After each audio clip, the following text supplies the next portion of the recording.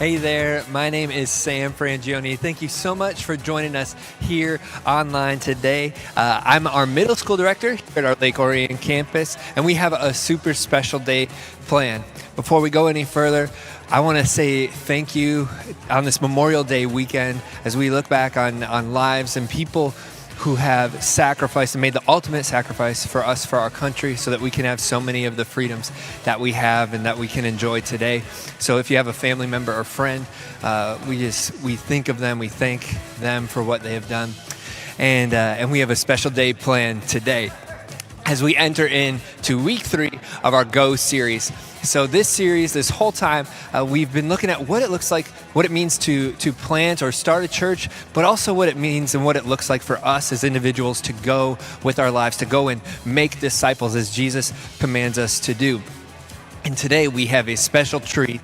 Our high school director, my boss, Michael Bouchard, is teaching, and it's a super powerful message about what it looks like to break down barriers and how God can use us in this world. So it's a powerful day. We have midweek this week, this Wednesday, June 2nd, Orion outside. So you can come a little early, bring a camping chair, come bring a snack, a little early dinner, and have some fun with us outside. That is this Wednesday. We want to see you there. And I really just hope that you enjoy today's message, that you hear from God. And as there's a question that's going to come around during this message that I want you to pay attention to and allow God to speak to you. So stay tuned, and I hope you enjoy. Thank you so much for watching.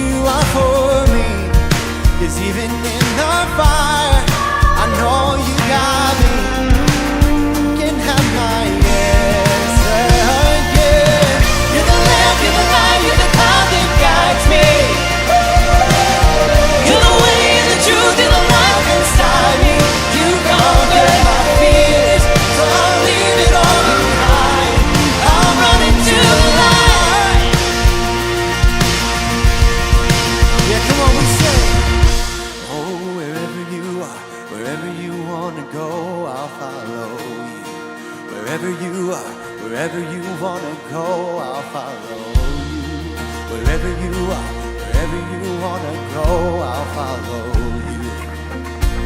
Follow you, yeah. Oh, wherever you are, wherever you wanna go, I'll follow you. Oh, wherever you are, wherever you wanna go, I'll follow. Oh, wherever you are, wherever you wanna go, I'll follow you. I'll follow you. Oh, you're the lamp, you're the light, you're the God that guides me. You're the way, you're the truth, you're the life inside me. You conquered my fear, so I'll leave it all behind. I'll run into the light. Yeah, I'll run into the light.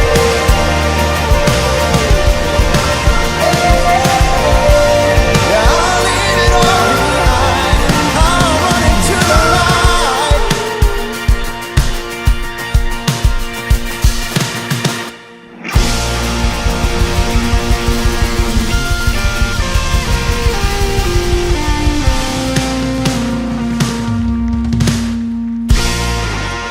Amen. Guys, go ahead and have a seat and take a look at this video.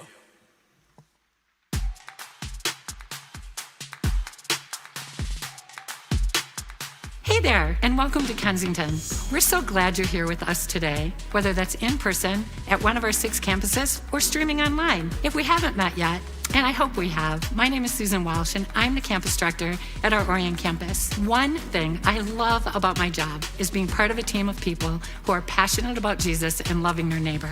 So if you're here with us in person, I want you to know that the hub is open. It's that very conspicuous place in the lobby with orange signs and people. Well, not orange people, but people in orange, I mean. Anyway, as things continue to open up, you may want to find out more about how to get connected here beyond weekend services. The hub is a one-stop shop for just that. So if you're new, or it's been a while, or if you're just ready to take some next steps, stop by the hub in the lobby. Here's another opportunity for our in-person attendees. Believe it or not, we still have openings in our K-Kids program for volunteers, because there's nothing like being around kids to bring us back to childlike faith and delight in the little things. Our K-Kids program is for babies through elementary students during Sunday services, and we'd love to have you join our team. So you can take out your phone even now and check out the app or go to kensingtonchurch.org/kids-serve.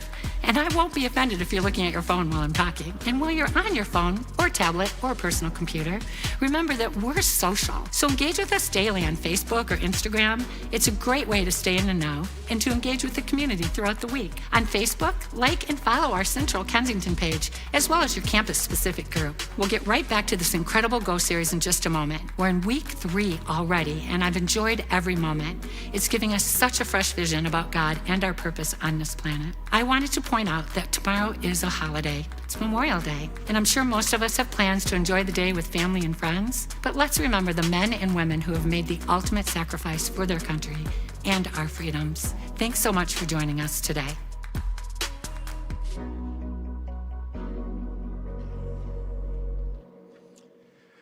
Good morning, everyone. So glad you're joining us today. As Susan said, we are here in Memorial Day weekend, and tomorrow we remember those who paid the ultimate sacrifice for our country and for the lives that we get to live here.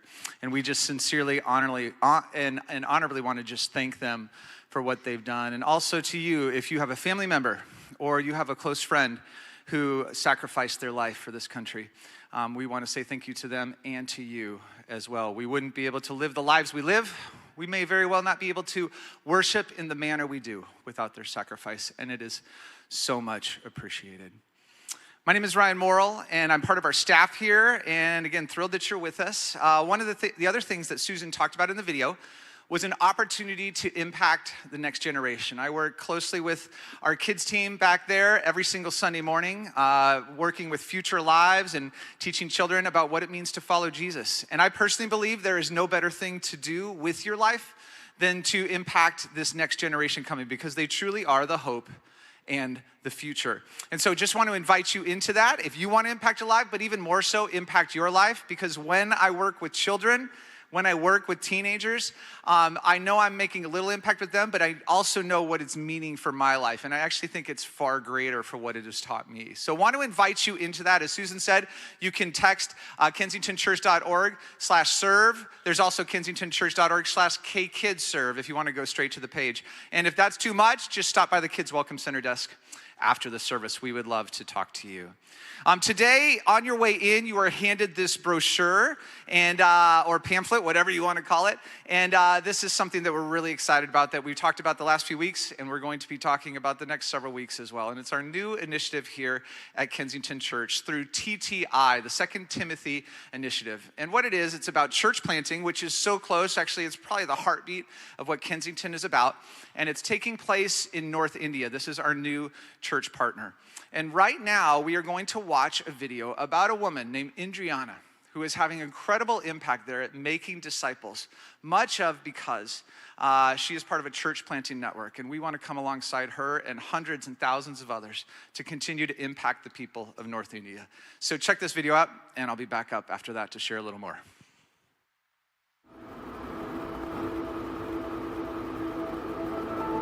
Before Indrani met Jesus, her life was full of darkness.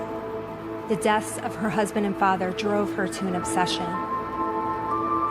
with power, an obsession with witchcraft. Because when she practiced witchcraft and channeled the spirits, she could see her husband and father. She could talk to them. It made her feel like they weren't really gone, that she wasn't alone. So she gave herself over to the spirits and their power. But that power became petrifying. My village saw the evil power I possessed and were afraid. They knew I was a powerful witch doctor and that I could cast spells to destroy their lives. I terrified them, so they rejected and abandoned me. Eventually, so did my family. I was all alone. Then one day, a disciple maker named Dilka met Indrani. Like others who knew her, Dilka could see that Indrani battled darkness. But unlike the others, she had the answer to Indrani's problems: Jesus. Dilka shared with Indrani of Jesus' great love and power and invited her to church. Indrani agreed to go, but only with the hopes of accessing more power and becoming an even more powerful witch doctor. While Indrani went to church to gain more power for herself, God had other plans. The church prayed for me, and as they did, I saw a great light pushing out the darkness inside of me. The evil that had held me for so long was gone. When I returned home, I tried doing witchcraft, but I couldn't. Something was holding me back. As I went to worship the spirits, I heard a voice say, "You have victory in me. I love you so much, my child." When I heard this, I gave my life to Jesus. Indrani removed the idols, charms, and shrines from her home. She burned them, renounced her ties with evil, and declared that she was now a follower of Jesus. Her community couldn't believe her transformation. The evil that consumed her was gone, and everything about her changed. She looked different. She acted different. And she had a new purpose in life: to know God and help others to know Him too. Indrani has become an incredible disciple maker. She has led 8 of her family members to the Lord. She's shared the gospel with more than 1,100 people. She's brought the good news of Jesus to neighboring villages. 4 of those villages now have followers of Jesus, whom Indrani disciples. She has also helped start multiple house fellowships, one of which is in her home. A home that was full of idols is now a house of worship to the one true God. Jesus has transformed Indrani's life, and He's used her to bring many people into the kingdom. This is what happens when people meet Jesus. This is what happens when disciples make disciples. Yeah, it's so awesome. I love that last line. This is what happens when disciples make or reach disciples. And that's what Indrana is doing. And that's what we're about here at Kensington, is coming alongside people in their local communities where they can have impact in supporting them, funding them, and helping mobilize and equip them to go out. And the ripple effect of that, the multiplication effect of that is just incredible to think about. So the goal is to come alongside, again, hundreds of people like Indrana, maybe even thousands, to impact churches in North India and start churches even before that. What's happening is many churches around Metro Detroit are coming together to make this happen. The goal is that there will be 3,333, all threes, 4 threes, 3,333 churches that are started over the next few years as a result of the TTI initiative. And we want to invite you to come into this because Kensington has committed to starting 1,000 of those churches. And that's a huge goal, and it's going to take some work for us to get to it. So what we're asking of you today is letting you know that to start a church in America takes lots of money. I can't even say the number, but I know it's in the millions to start a church well, especially a church of this size anywhere, and it's tough to do. In India, $300 is what we've calculated the amount to be. And that is a number that I think we can easily wrap our brains around. In fact, our kids this last few weeks have been able to wrap their brains around that as well. Craig, who was up here last week and right at the very end shared a celebration. We've had a little coin drive, coin competition between the kids where they're actually bringing in their own money, not checks written by mom and dad, not 20 spots that are handed them to drop in the offering, but they're bringing in their own pennies and nickels and dimes and quarters in a competition to raise money to start a church in India. Last weekend, we got to $300 right at the end of the service, which was so fun, and we were so excited. Actually, the number was $299. I'm not kidding you. We couldn't believe it right at the end. But after we figured out all the pesos and the Canadian pennies that were in there, we decided that it actually really did equal $300. So we celebrated that. So kids are doing this, and we're inviting all of the adults to do it as well. And it's really easy to get involved with it. If you go up to the slide, the next slide here, and there's ways right here located inside of your program as well. You can go to the app. You can go to kensingtonchurch.org/plant, or you can simply right now text Kensington Plant to the number 77977, and you can have impact right now. $300 starts a church. And the really cool thing is that it's not just your $300 because we have a matching organization that's coming alongside of us all the way up to $100,000. So for every dollar that gets given, every $300 that gets given, it is doubled. It is doubled. So the kids last weekend and the $300 that they gave didn't start one church, okay? They started 2 churches because $600 now total is what is going towards the TTI initiative in North India. So just know that your impact isn't just impacting one, it's doubling that, whatever you give. So it's really exciting, and we hope you jump on board this weekend to make it happen. We'll keep you updated as we're going along. We're 10% of the way there right now to our goal, and we hope to be at 100% in just a few weeks. So please, please join in with that. Today, you have a really wonderful gift in our guest speaker, or our speaker. He's not even a guest. He's been around here a long time. I don't know why I'm calling you a guest, Michael. Michael Bouchard is going to be sharing the message today. Michael has been around Kensington here for how many years now? 13, did you say? 13 years, and we have worked closely together throughout that entire time. He is a guy who loves Jesus. He's passionate, and his life is about being on mission, and he truly, truly lives it out. So thank you so much for your example, not to just the adults in the room, but what you really are doing to make a statement to this next generation as well. So let's give it up for Michael, everybody. Wow. Thanks so much for being here today, buddy. Thank you. Well, Ryan, clearly you've taught me everything I know. So, hey, how you guys doing? You sure? Okay, I gotta tell you, I know Craig often pits the second service against the first service, on stage. We do that behind the scenes too. And I just gotta say, I love the second service. I love first service, but they're quiet. You guys are definitely louder. So let's try it one more time, because you actually sounded like first service. So let's try it again. How you guys doing today? Good. Well, for those who are watching online, hey, how you doing? My name is Michael Bouchard, not the sheriff. I'm the student ministries director here, so I work with middle schoolers and high schoolers. There are some in the room. Let me hear you, middle schoolers and high schoolers. Okay, good, all right. I mean, it is before noon, so I understand. So if you're just joining us, if this is your first time with this series, I wanted to give you a definition. You keep hearing this word, you're gonna hear this word go a lot.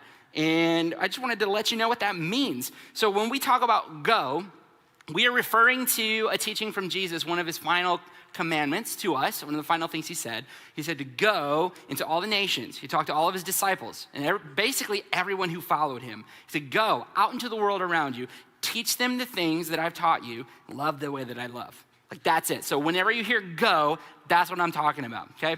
So Craig was here the first 2 weeks. He talked about like go and share, or go and tell was the first week. Then last week he gave kind of like a history of the church movement and church plants, which is really awesome. I love that he gave us a framework for that. So today we're going to talk about barriers. So speaking of barriers, I thought there are a few things that are as visible barriers today that are easy to see in front of us today than construction cones. Y'all seen some construction cones lately, haven't you? Yeah, okay, I wanted to show you what it looks like in the Bouchard house, okay? So here's a map of kind of where we live. I'm gonna show you where we live because I don't want you ding-dong ditching me.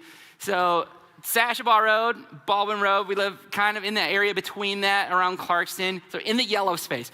Now, for us to go anywhere, we have only 3 options. We have Sashabaw, we have Clintonville, and we have Baldwin. How many of you know that area? Okay, so now I want you to see what it looks like right now near our house. The red is construction. Whereas in a normal day, it takes us like 3 minutes to get to a main road or less, or Elizabeth's driving, it's like 1 minute. Now it literally takes us up to 15 minutes to get out of our neighborhood. And so I was like, goodness gracious. I mean, there are times in our lives when we want to go, especially in the morning, we're like, we just want to go, and we get stuck by some barriers that have been placed in front of us. And as I was sitting in one of those barriers, I was thinking, I was like, you know what? That's kind of what it feels like sometimes when we talk about going, when we talk about sharing. Because sharing and making disciples, teaching other people the ways of Jesus, it's rarely as easy as we tend to make it out, right? Because we come here, and I think we start with good intents. We come here, or we meet online, right? So we come here, we meet online, we listen, we learn, we worship together, but then we go out there. And out there never reacts the same way that it happens in here, right? The feeling is different. The response is different out there than it is here. Because what happens when you go out there and you face somebody that you don't really like? Somebody you don't really want to share with? Or what if you go out there and out there you work in a field where, talking about Jesus, bringing up your faith at work, it's kind of out of place. Or maybe sometimes we get the sense to do something, or we feel a call to do something, and it's gonna cost us something. Maybe even cost us some money, or cost us some time. And so we want to go, but we run into these barriers. So there's a story that I would like to share today. It's one of my recent favorites, and I think even though it's super short, there's a lot of stuff packed into it. And I think it gives us a beautiful picture of what exactly we're supposed to do with those barriers that we run into when we feel the call to go. But before we begin, I wanted to just make a note for those of you who give to Kensington, who are a part of what we do. I haven't been on this stage in a long time, but I want you to know from the sides, I have been blown away by the stuff that you guys have done this last year, both by serving and by giving. And when I thought like people were just gonna stop giving when we first shut down last summer, like y'all didn't, you gave more, and it was crazy. Like you blew me away. So for those, if you've ever wanted to give to Kensington and you don't know how, I wanted to show you how. You can use the app, you can go online. Usually my wife and I, we would use the app. You can write a check if you do that kind of thing anymore. And so if you'd love to partner with us and what God's doing, that's one way that you can do it. And we want to say thank you for those who have been doing that. But let's pray to begin. If you would, bow your head. Father, we thank you for the call to go, and we thank you for the support to do it. And I ask that right now, while we're all sitting, while we're all listening, I ask that you will bring to each of our minds some barriers that we have when it comes to going, to sharing, to talking, to loving, all of these things. Please bring some specific barriers to our minds and keep them in the front of our minds as we go through the rest of this morning. And I ask that throughout today, we will be able to see them differently, to think about them the way that you think. I ask that you will transform our minds that way and help us to have our ears open so we can listen to you. And we ask that you'll help us to love. And out of this, love the same way that you love. And we ask this in Jesus' name, amen. So today's story comes from a book called Mark. In the New Testament, there are 4 Gospels. Gospels just mean good news, and those are the stories that involve Jesus directly. So there's 4 different accounts, 4 different people wrote. There's one guy named Mark, and Mark he's like one of my favorite writers of the Gospels because he's short. Like, I don't know, like short, but he's like, bullet point short. Like he's got like the bullet point or the ADD gospel. Like if you ever read Mark, there's a word that pops up all the time and it's called immediately. He says it all the time. And immediately this happened. Immediately this happened. Why? Because he won't mess around. He ain't got no time. So normally he doesn't put a lot of details in the stuff that happens. But in this story in particular, even though it only got like 12 verses, he packs so much into his version of it that I like to use his when I teach from it. So I want to give you a kind of an idea of what happens in this story. So chapter 1, and we'll read chapter 2, but in chapter 1, Jesus had just started his ministry. And one of the ways he started his ministry was he actually was in a town called Capernaum. And in Capernaum, he started healing people. He would teach and then he would heal people. And it had gotten to the point that anytime he would heal people, people would flock to him and he wasn't able to go anywhere. Like he was stuck and he had wanted to go to other places, but they just wouldn't let him. So he actually had to leave Capernaum because it got too chaotic. And so then eventually, after a little bit of time had passed, he came back. And that's where we pick up in chapter 2. Now, I want to let you know, there's a lot happening, and I want you to also pay attention to the characters, all of the characters in this story, because they're all doing something radically different, and each one has this crazy purpose in it. And so just make sure you watch along with that. And then I also wanted to start with a map, because that's going to be important too. So take a look at this map. I got a map of Israel around that time. Ignore the green lines. I just got the picture off of Google Images. I don't know what the green line means, okay? So there are 2 cities that you need to know for this one. Jerusalem, down there in the middle. So Jerusalem is like the major city. It's the major hub. It's where the seat of the religion of Judaism is at. So Jewish people, this was their home. And this is where they came back to. This is where their temple was. Now, Capernaum is where Jesus was. Now, that doesn't look terribly far away, but on foot or by camel or by horse, it'll take about 4 days' journey to get there. So there's quite a distance away. And Capernaum is a small town, whereas Jerusalem is a very big one. So this story starts in Capernaum. So it says this: a few days later, after he had left, this is in Mark chapter 2, a few days later, when Jesus again entered Capernaum, the people had heard he had come. They gathered in such large numbers that there was no one left, not even outside the door. He preached the word to them. Actually, Luke's version adds the details that he actually started talking to what they would call Pharisees or religious leaders. And some of them had come all the way from Jerusalem to talk to Jesus. And it was kind of a secret thing, a secret meeting. And while Jesus is talking, someone notices in the town and people flock to it. Y'all ever open up goldfish in front of toddlers? You ain't gonna get none, are you? I know some of you have eaten your snacks in closets before. I know it happens. And so think of that when you think of what happened when Jesus would show up to a town. He's teaching, he's talking to some people, just a handful. Someone hears and they're like, yo, Jesus is in town. So they all start flocking to it. In other versions, you see that they actually filled the house, they filled the courtyards, and then they filled the yard around the courtyards. Like it was packed. And then we continue. It says, some men came, bringing to him a paralyzed man, carried by 4 of them. Since they could not get him to Jesus because of the crowd, they made an opening in the roof above Jesus by digging through it.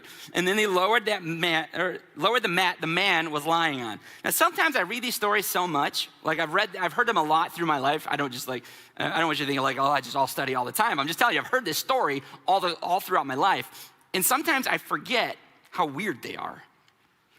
I want you to imagine Memorial Day tomorrow, spending time with your family, sitting around the kitchen island. You guys are, putting your ribs on your plate, and then you hear something and see some dust falling down, and you look up, and there's, a hole pokes through, and some fingers poke through, and then drywall gets taken out, and then your teenage kid drops down in the sleeping bag. That would be invasive, right? That's the same thing that's happening here. It's just as weird, just as inappropriate, probably more so because it wasn't their house.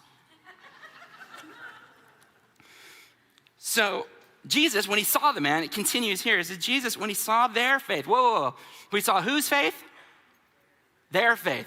That's key. Remember that for later. He saw their faith and said to the paralyzed man, your sins are forgiven. Their faith, your sins. The man didn't even ask him for it. Son, your sins are forgiven because of their faith. And so what Jesus had just done was explosive. You ever had that moment where you say something that you regret? Maybe you guys are fighting and you throw something out and you're like, I don't know if I should have said that. Remember when you were a kid and your mom said something and you said something smart back to her and it was just silence? Just hangs there, pushes all the oxygen out of the room. Yeah, some of you are like, yeah, you're laughing. Did that happen this morning? I'm just kidding, Shane, I'm just kidding. So that's the kind of moment that's what happened. Jesus said something explosive. How do we know? Because of how they responded. And it says this, now some of the teachers of the law were sitting there and they said to themselves, like, these are the head honchos, okay? These are people who are like well-known people through all these towns, even though they didn't live there. They thought, why does this fellow talk like that? He's blaspheming. Who can forgive sins but God alone? Now we're gonna pause here because there is so much happening. 6 verses in, already so much is happening. So let's take a look at what they're doing. Now I remember the first time I read this story, I thought 2 major questions. I had 2 that came to my mind. First off was, why did he forgive him? Clearly he had a different need.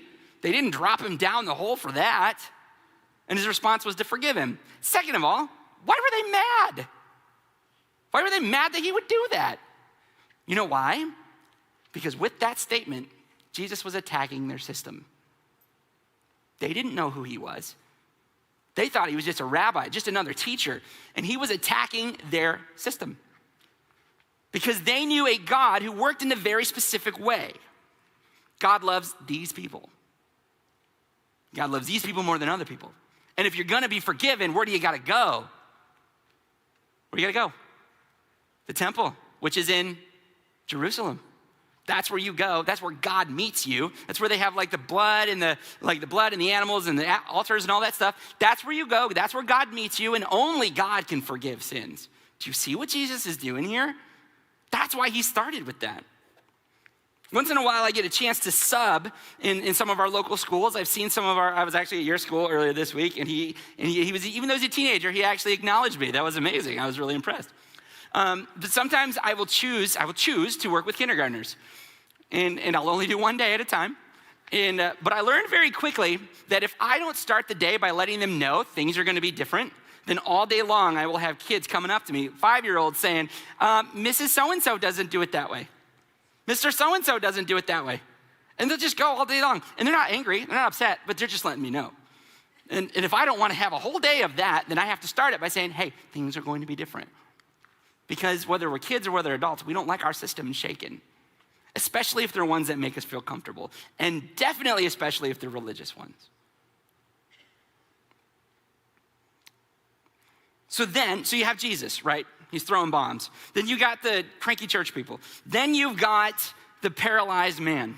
Now it's interesting, as many years as I've heard this story, he probably gets the least amount of focus. We talk about everybody else, which makes me think he's probably a middle child. Any middle kids in the room? Raise your hand if you are a middle child. No one? No one? No one's raising their hand. You guys are invisible, right? Just kidding. I'm the youngest, can you tell? So let's look back up and look at from his eyes. See, we never know why he was paralyzed. We don't know if it was from birth. Did he get in a fight? Was there an accident? Did he get knocked off the donkey? I don't know. They don't tell us why he was paralyzed. Now I want you to imagine him in that world. Imagine him not being able to access the same life as everybody else. Imagine him in that system. When do you think was the last time he went to Jerusalem? When was the last time he was able to go to the temple?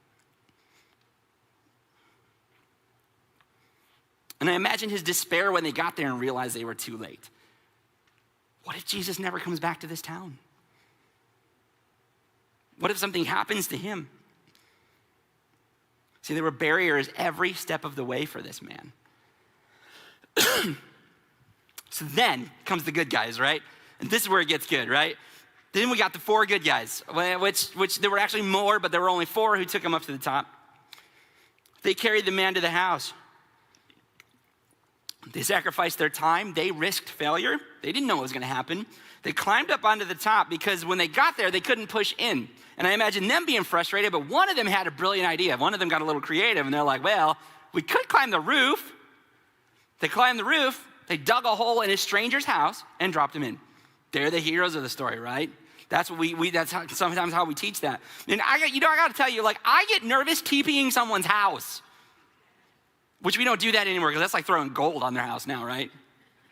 But I would get nervous TPing someone's house or ding-dong ditching, let alone getting on top of the roof and carving a hole in it.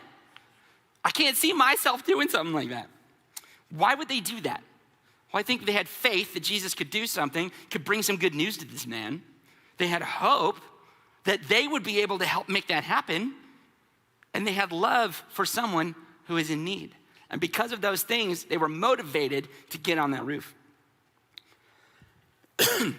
So back to the story, the awkward moment happens, and it says immediately, there it is, told you, immediately, Jesus knew in his spirit that these were the things that they were thinking in their hearts. He's talking about the religious people. And he said to them, why are you thinking these things? Which one's easier for you? Say to this paralyzed man, your sins are forgiven, or tell him, get up, take up your mat and walk. I mean, which one's easier for you? Right, you're like, I don't know. That's why you feel that way, because that's what Jesus wanted. He's like, yeah, in this system, they're impossible. Both of them are possible. And then he continues and says, but I want you to know that the Son of Man, he's talking about himself, and the Son of Man has authority on earth to forgive sins right there.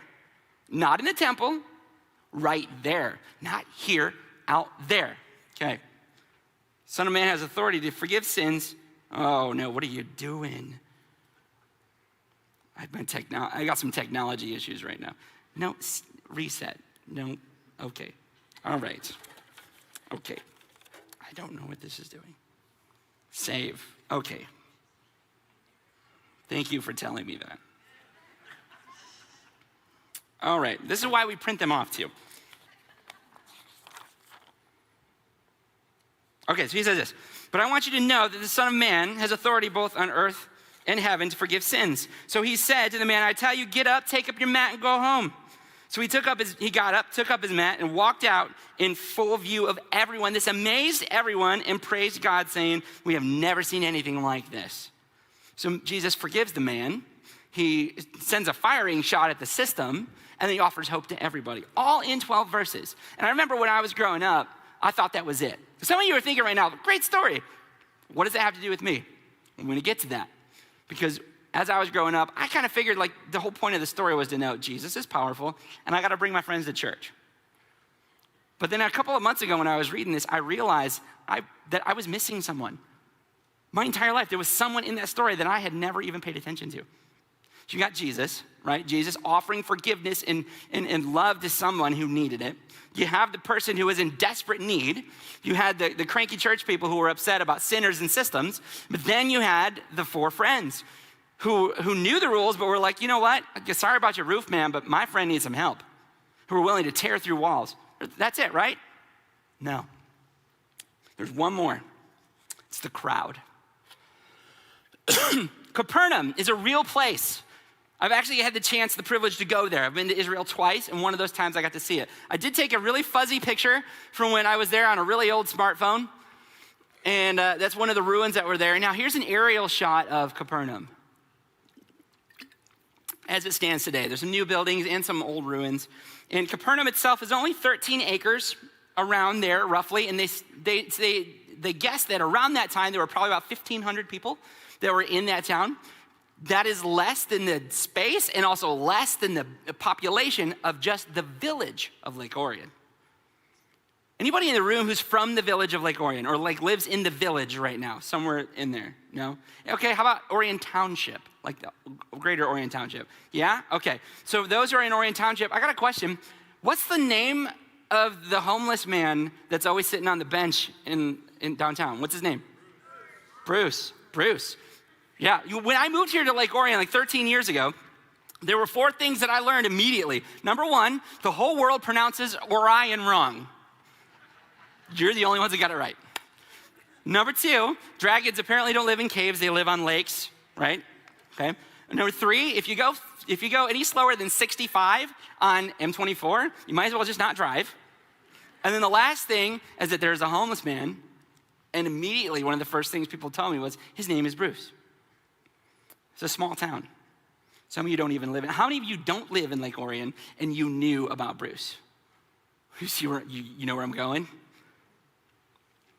So here we have a small town among small towns. Jesus is in town. The probability of someone with a visible disability like that, the probability of people in that crowd knowing who he is, very high. They also knew why Jesus was there because in chapter 1, we learned what? He was there and he had healed. Jesus could heal. This man needed healing.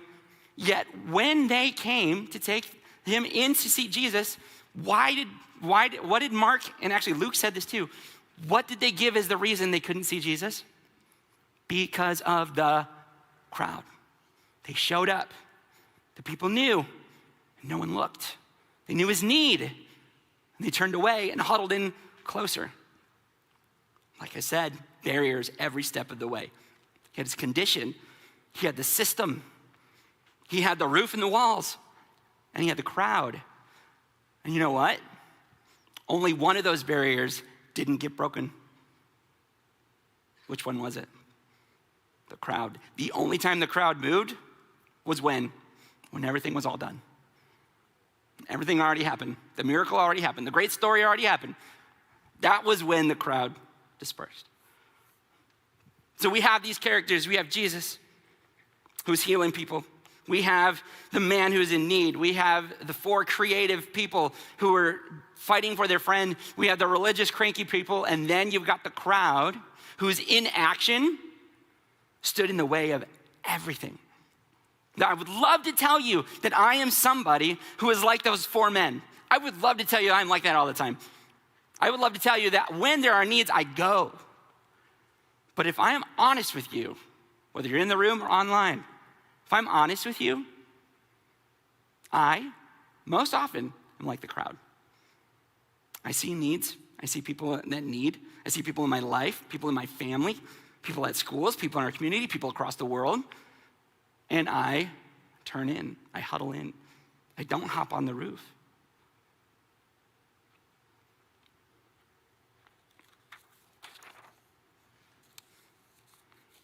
A couple of years ago, some of you know this, I used to live next door in a trailer park. I moved there to connect that community to this community, and now Brooke and Alyssa are doing that there and in Oxford, and I hear that they want to do one in Pontiac too, which is awesome.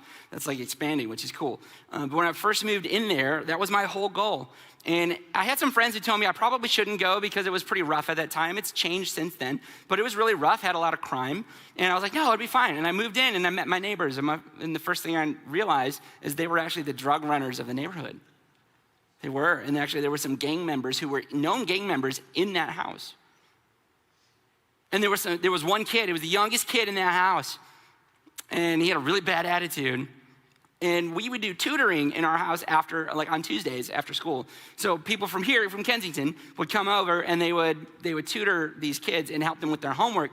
And he would stand outside and taunt them the entire time. This kid would stand out and he would even like throw rocks and stuff.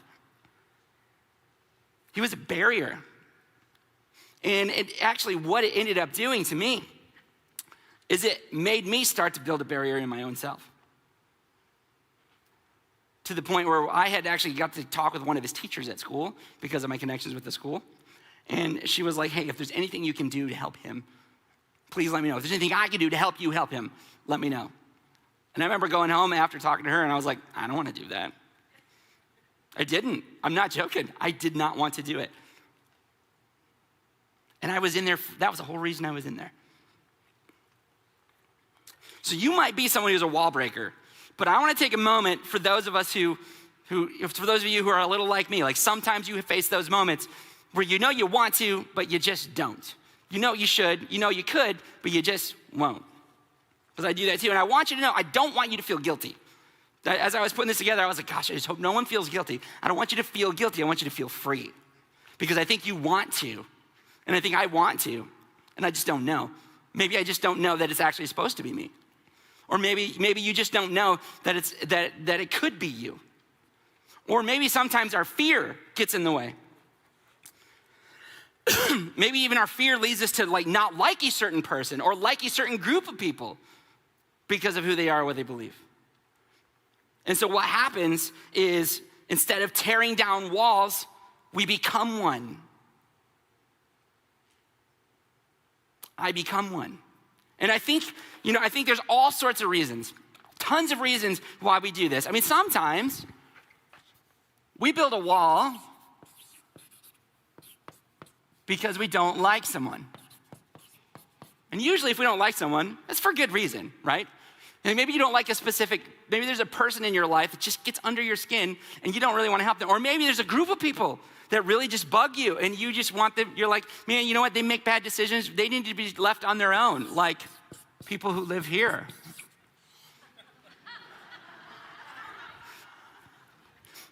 Or maybe we just get a little busy, right? I'm too busy to help. Or maybe it's gonna cost too much to do so. Or maybe I don't know how.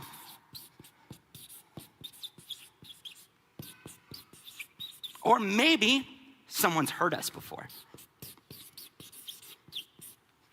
Or maybe we don't trust that it's us, or trust that God's with us, or trust that it'll do any good.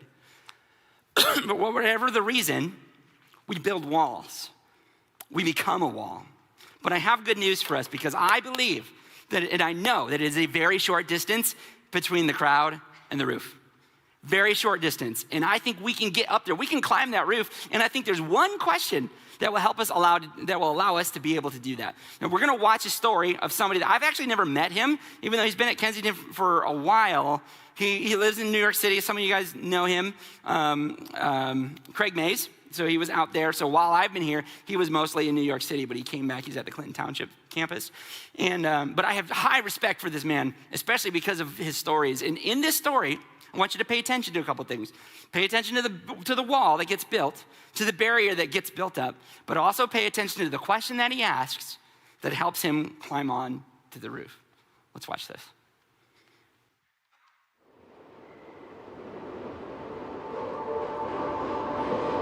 So I really don't like cities, especially big cities. It was incredibly disruptive in 2006 when God began to nudge my wife Chris and me to come to New York City. I was sitting on a bench much like this in Madison Square Park, where God said to me clearly, you're not a suburb boy anymore. This is your city. This is your home. These are your people. And I felt it, and I knew it, and I embraced it, and there's no looking back.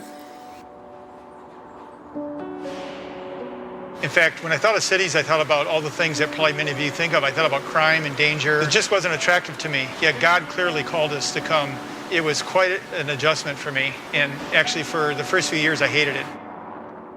Eventually, I found out it wasn't that dangerous and things weren't that scary, and I wasn't anxious all the time, and really began to enjoy living in the city and doing the work God called us to do. It was one of those just super hot July days in New York City where the city and the concrete and the brick is just holding the heat in. So I stopped at Starbucks to grab a cold Frappuccino before I went to my office. And I came to this intersection and I noticed on the corner there were three guys. They didn't have shirts on, which is very unusual. And I got I think it was about right here.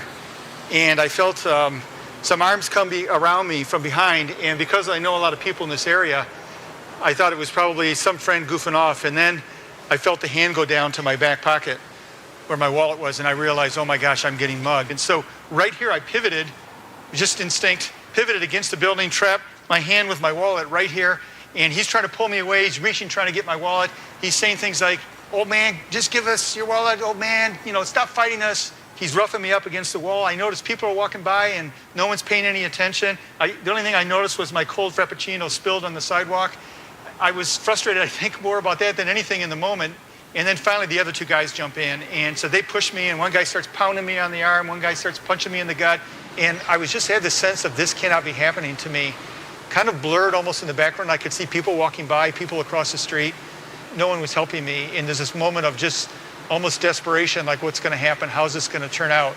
Finally, someone comes by on a skateboard and stops, a young guy, and then a guy dressed in a suit, looked like a Wall Street guy, steps up off the curb onto the sidewalk, and they both said something like, hey, what are you guys doing? And the guys took off running, and these guys are standing there, my good Samaritans, and I straightened up, and my wallet was still there. I was pretty proud of that. I look at my hand, it's all cut up and bleeding. The guy in the skateboard calls the police. It seemed like I blinked, and there was all these sirens, and and police came from 2 different precincts, and suddenly I'm surrounded by seemed like about a dozen cops, and there was still this sense of surreal that this didn't actually happen to me. And I walked away just probably an hour after the mugging, and I'm getting on the subway heading to my office. So I was, in a meeting with my staff, having just been mugged, and I'm telling them the story, almost felt like outside of myself, just kind of making jokes and getting on with business and say, we have business to do, that, I'm okay. They showed a lot of worry and concern for me. Yeah, I didn't really feel it. Business as usual.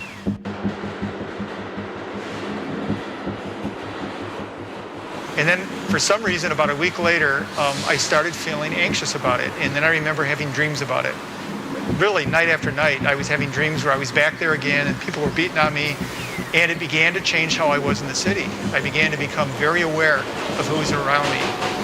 I was scanning all the time, looking for people. I would begin to jump at sounds and noises. I would find myself standing against the wall so no one could come up behind me. I would avoid certain blocks. If it looked too deserted, I wouldn't walk down the block because there might be someone there hiding. It just changed the way I was getting around the city. It stayed with me all summer long.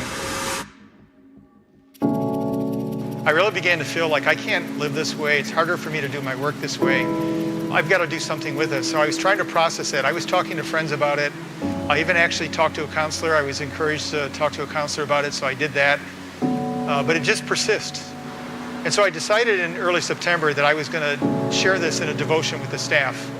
So I sat in my office at the end of the workday. Before I put my pen down, this kind of thought or prayer came to me, and I wrote it down, and it said, God, I don't want to live in fear. Exclamation point, put my pen down, grabbed my stuff, and headed home the 2 blocks to my apartment.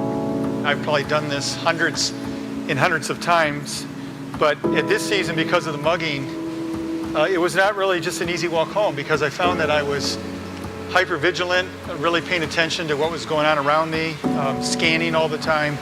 I would even say kind of jumpy. So on this particular day, on my journey home, about right here, and I'd seen just ahead of me this very large man walking kind of slow, kind of lumbering, and so I gave him wide berth to go around him on his left in a very dramatic fashion. As we're both walking, I'm passing him, he turns like this, which kind of startled me and made me jump a little bit. But before I could say or do anything or move by quickly, he said these words. He said, thank you for not being afraid of me. A bolt of lightning hit me. It was so shocking because I just written these words, God, I don't want to live in fear. And now this man, less than 5 minutes later, is looking me in the eyes and saying, thank you for not being afraid of me. And I have to say, there was no question that was God. I asked him the question, I said, well, why would I be afraid of you? And then he told me a story that he had been released from prison not too long ago. He was in a program and had to get back to his halfway house on time or he would violate parole. And something had happened to his bus ticket. And so he was stranded there. And so he began to walk toward the bus station, but it was almost a 3-mile walk. And he had made it almost there all the way this way, but he also didn't have any money. So he didn't know what to do when he got to the bus stop anyhow. So we're having this conversation and he's describing to me going block after block after block, anxious, looking at his watch, wondering if he's going to make it in time, and asking for help. And every block he was praying, God, would you please send someone to help me? Block after block after block, and no success. So he made it all the way up, of all places, right across from my office, and I come out here on the sidewalk, not wanting to live in fear, and here we're having this conversation. And so we talked about how I could help him, and just a couple blocks up was my bank, and I almost never give money out on the streets, but I saw his ID. His story was believable. He had tears in his eyes. I just felt the connection. Plus, I knew that God had sent me to him. There was no question. He felt grateful and was in tears because God sent me to him, and I felt grateful and in tears because I felt God had sent him to me. This was a moment, a divine moment for both of us. And so we took care of getting his bus ticket, and he went on to grab his bus and hopefully get there in time. I never saw him again. And I stood there really I have to say, in awe of God, because I knew he was doing a work in my heart right then by bringing this man to me, whose story would move my heart to do something to help him. And after the fact, as I would replay this over the next few days, I just pictured in my mind's eye, as he was crying out to God, I believe that God was hearing his prayer. Block after block, mile after mile, as this man desperately needed help. And I began to picture it from God's perspective of him longing to help this man. That's the desire of his heart, to help him. But he needs someone to respond. So God might be asking the question, who do I have?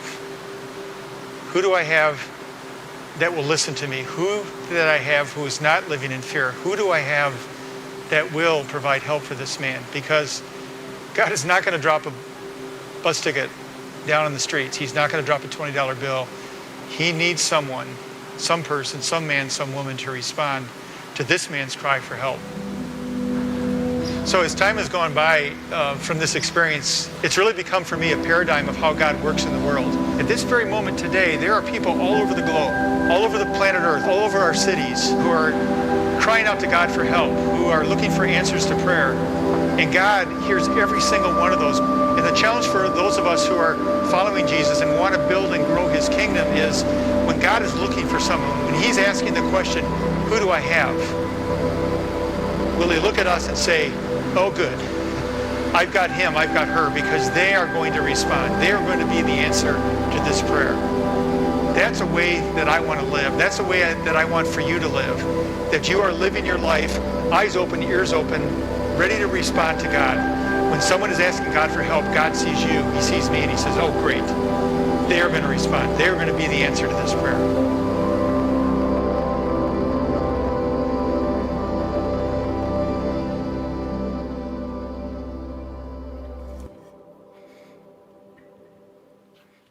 So what you just saw was somebody move from the crowd to the roof.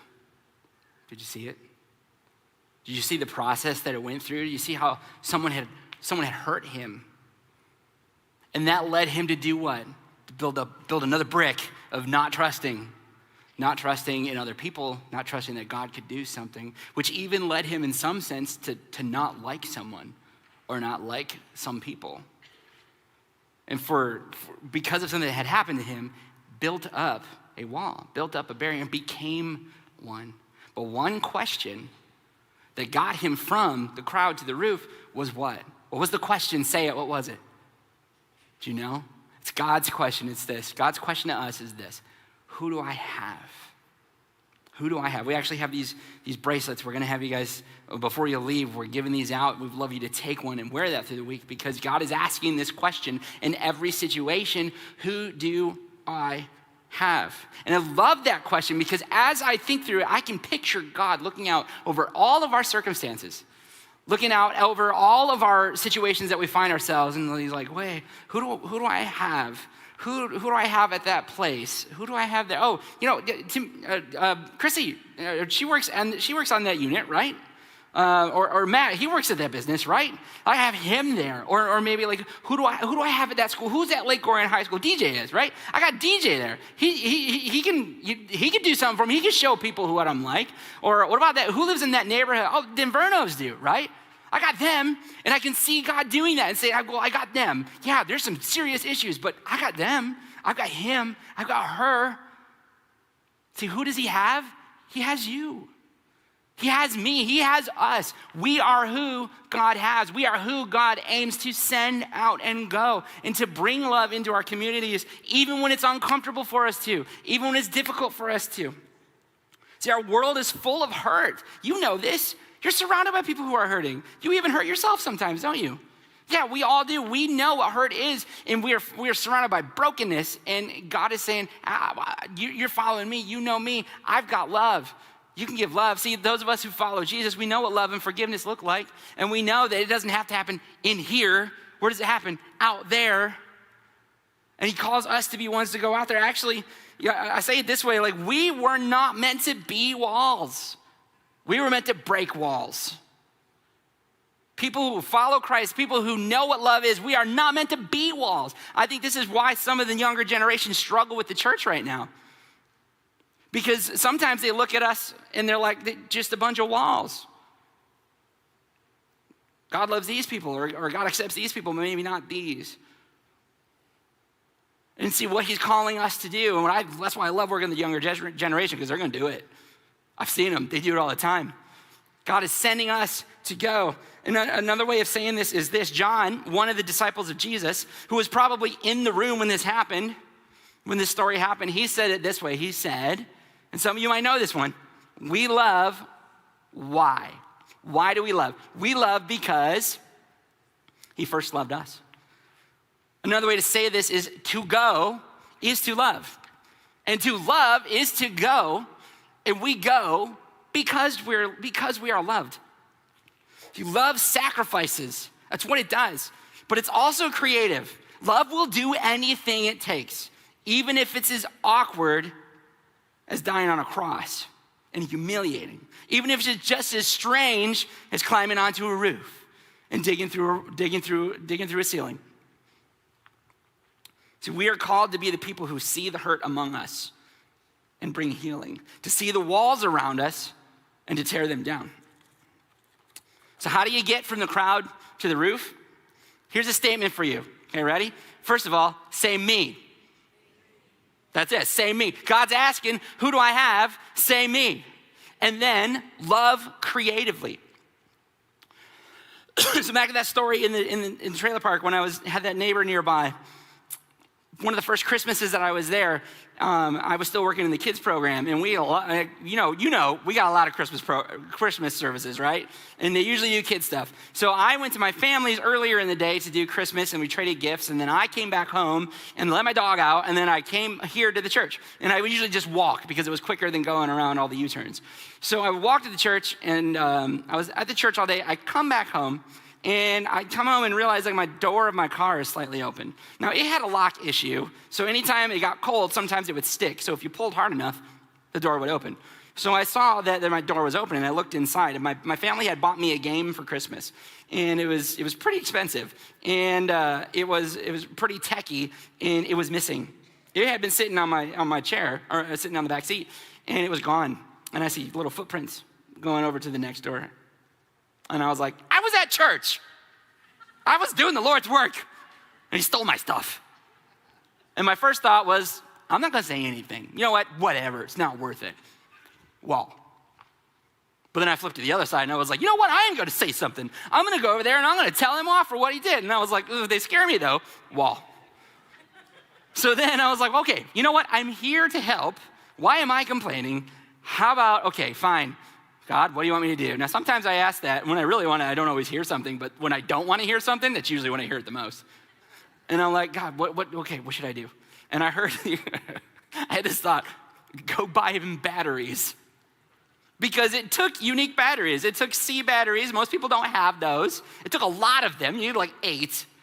And I didn't even have any. And I was like, go buy batteries. Like, it is Christmas Eve. And the only thing open is Meijer. And you know what that line is like right before they close, right?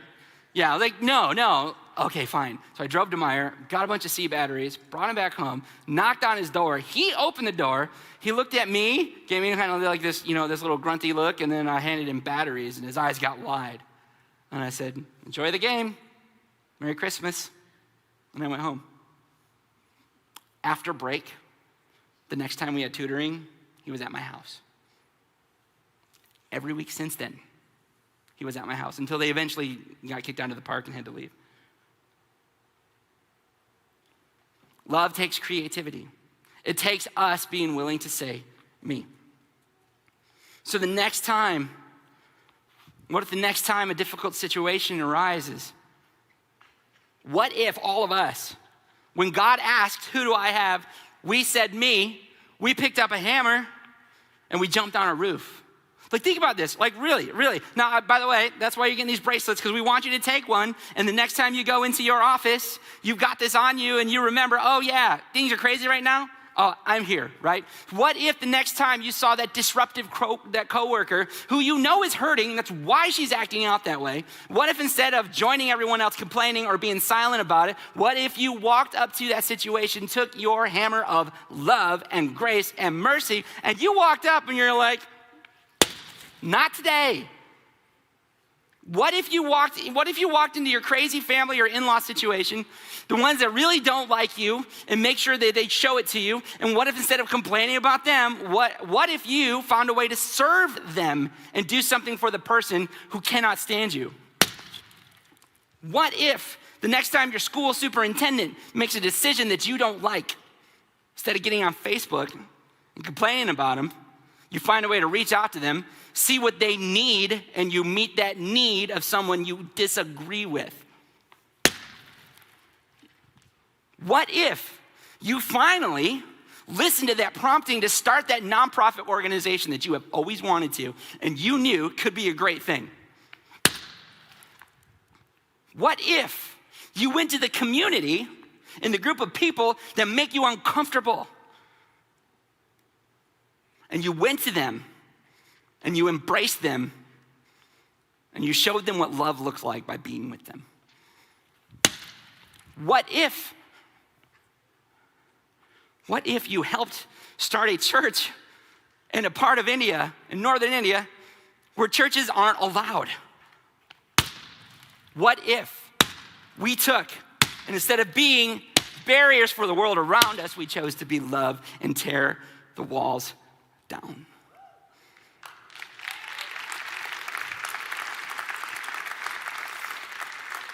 See, it is a powerful thing when the people who follow Jesus, when people of love decide to move out of the crowd and under the roof. How do I know? Because we're here because of it. This whole thing exists because of it, because people did that.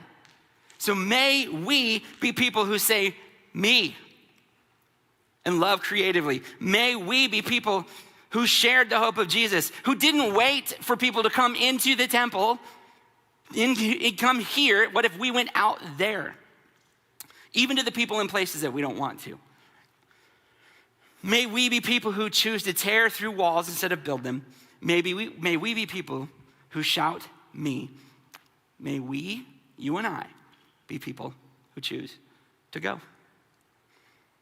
Father, I thank you for giving us this call, this responsibility, for letting us partner with you in bringing love and restoration to everyone and everything around us. You are creative with your love towards us. Help us to be creative and brave and bold with our love towards others. Help us to be weird. Help us to be awkward. Help us to climb through a roof. Help us to climb down into our businesses and climb down into our schools and climb down into our homes. Help us to go to our neighborhoods. Help us to go to the communities that we don't like. Help us to be generous with how we give. Help us to be like you. Because we know and trust you love us. We know and trust that you are with us. So help all of us to pick up our hammer, to pick up love, to pick up joy, peace, faithfulness. Help us to pick that up and blast through the walls of darkness around us. We ask this in Jesus' name. Amen.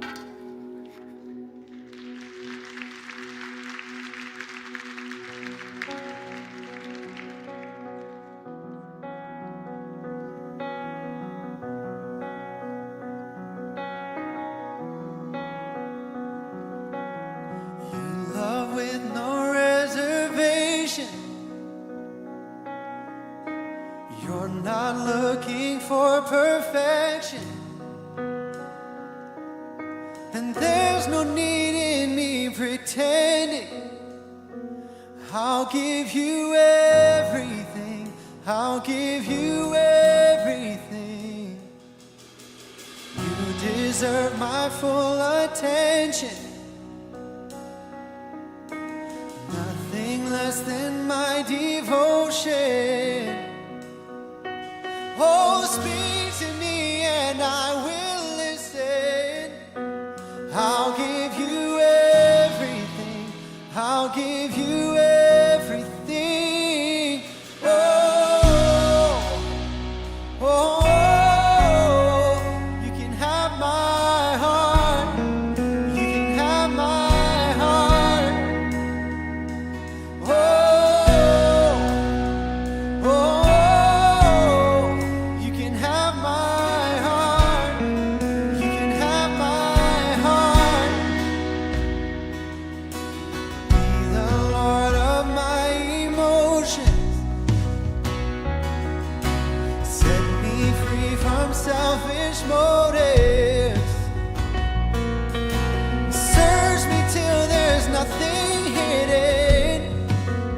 I'll give you everything. I'll give you everything. Whoa, oh, you can have my heart. You can have my heart. Whoa, oh, you can have my heart. Yes, you can.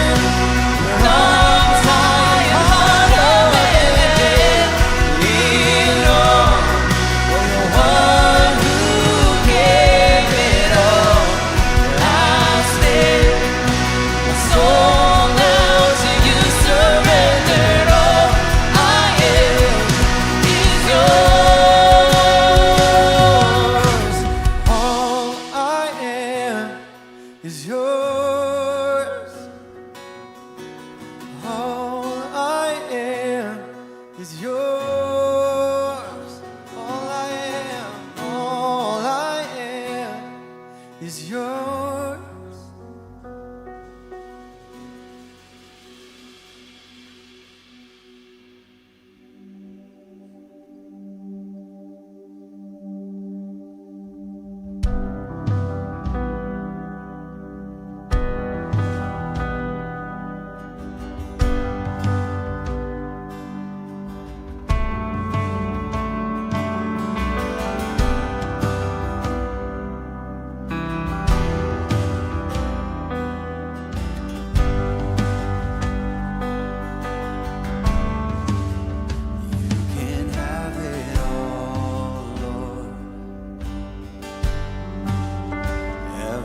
Part of my world. Take this life and breathe on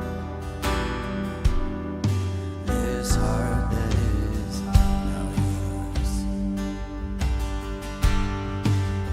You can have it all, Lord. Every part of my world. Take this life and breathe on this heart that is now yours.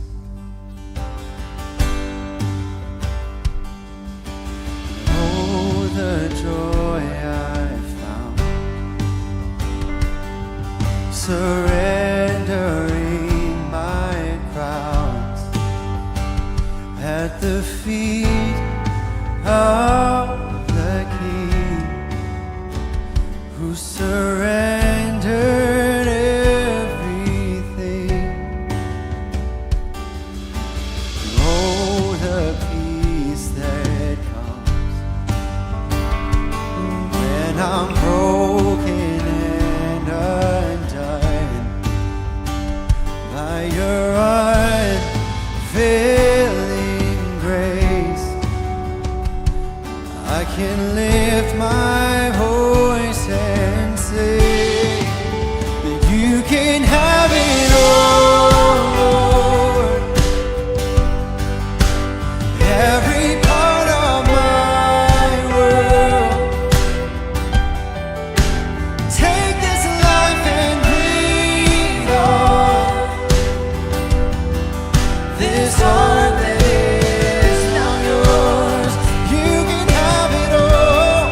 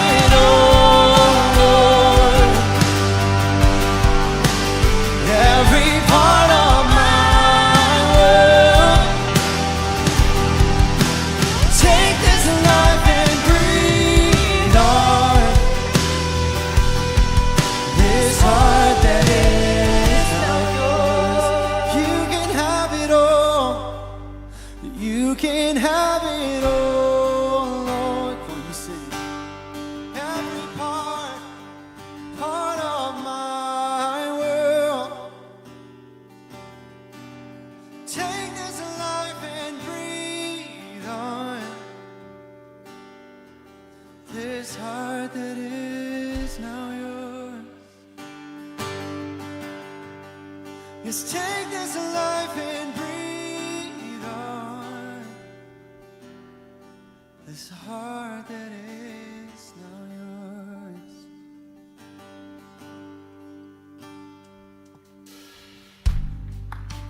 Yeah, that's awesome. So may we go out this week knowing we got a hammer in our hands, like a good one that's not gonna hurt people, right?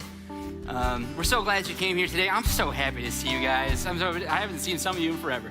And so before you take off, make sure if you didn't grab one of the programs, grab one so you know if you and your family want to support and plant a church or help a church plant in India. Make sure you do that.